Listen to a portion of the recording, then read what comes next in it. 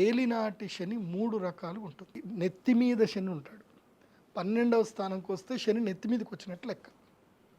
శని నెత్తి మీదకి వచ్చాడు అంటే అర్థం ఏంటనంటే అహంకారం పెరిగిపోతుంది, కోపం వస్తుంది, అత్యాశ పెరుగుతుంది, లిటిగేషన్ ల్యాండ్లు కొంటారు, సెటిల్మెంట్స్ వేసుకుందామని అనుకుంటారు, ఏదో చేస్తామంటారు.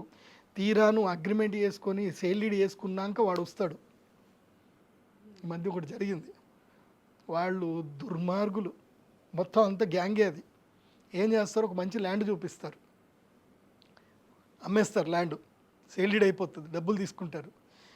వీళ్ళు మొత్తం ప్రీ ప్లాన్గా ఉంటారు. ఆల్రెడీ వాడికి అగ్రిమెంట్ చేసి ఇస్తారు, ఎవడికో వాడి ఫ్రెండ్కే. వీడు మొత్తం కొనుక్కున్నాక వీడు డబ్బులు తీసుకున్నాక 15 రోజులకు వస్తాడు వాడు.